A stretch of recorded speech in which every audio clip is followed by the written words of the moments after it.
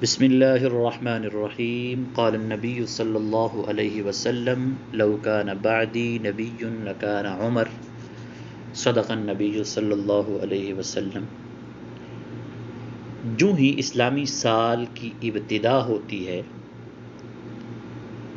ہمیں تاریخ کی کتب میں عظیم قربانی کے تذکرے ملتے ہیں،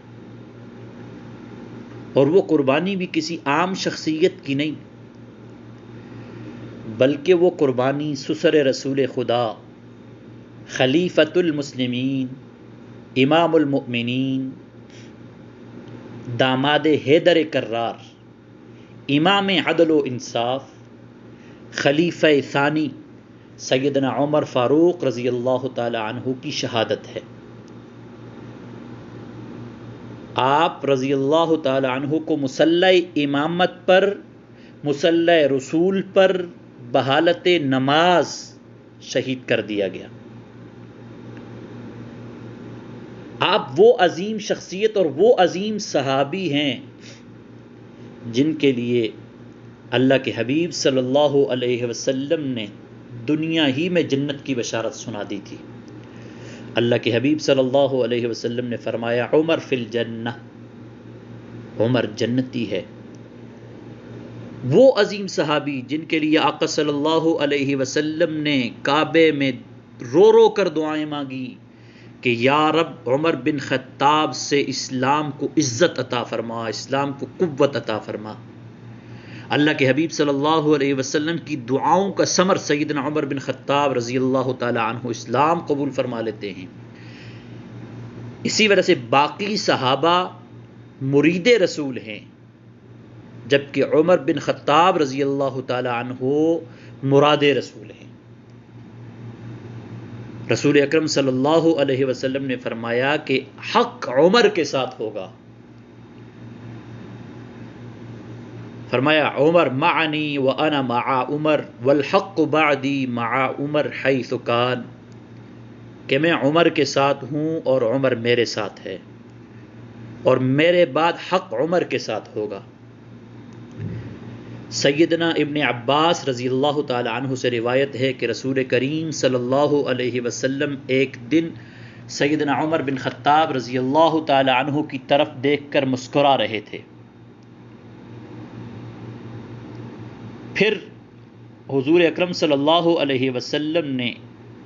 مخاطب کر کے فرمایا اے ابن خطاب، اے خطاب کے بیٹے،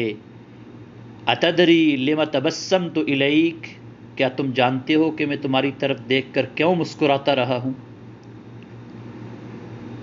سیدنا عمر بن خطاب رضی اللہ تعالی عنہ نے عرض کی اللہ ورسولہ اعلم، اللہ اور اس کے رسول ہی زیادہ بہتر جانتے ہیں۔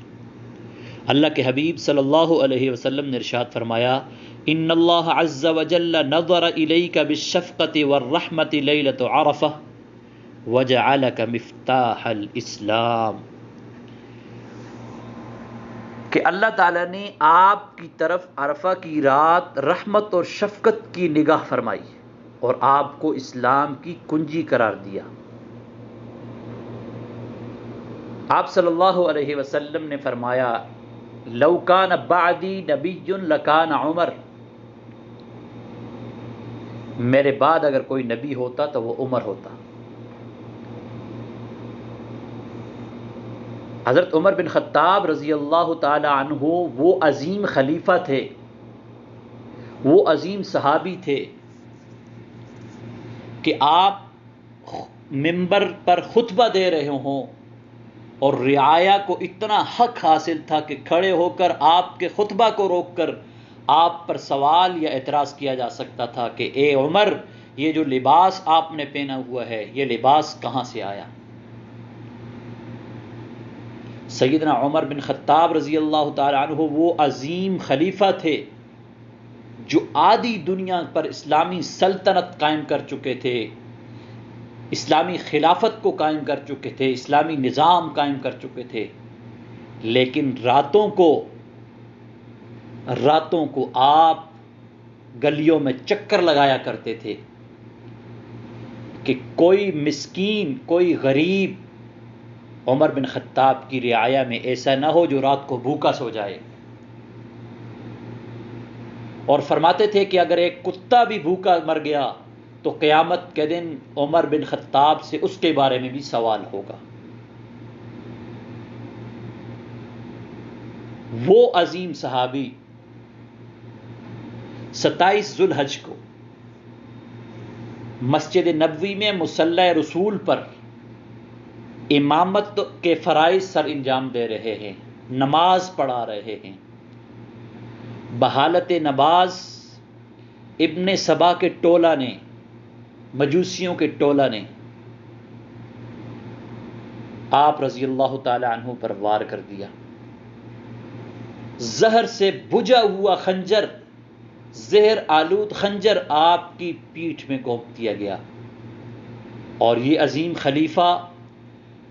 آدھی دنیا پر اسلامی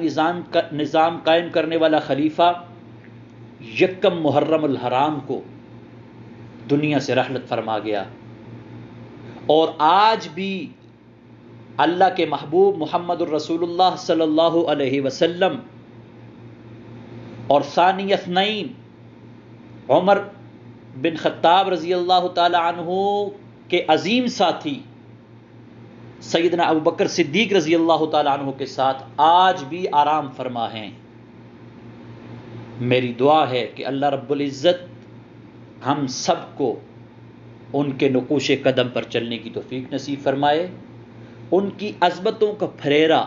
ان کی عظمتوں کا پھریرا، ان کی عظمتوں کے ڈنکے ہر جگہ بجانے کی توفیق عطا فرمائے، ان کے فضائل عوام الناس میں عام کرنے کی توفیق عطا فرمائے، اور اللہ تعالی ہمیں ان کی سیرت کو اپنانے کی توفیق عطا فرمائے۔ وما علینا الا البلاغ۔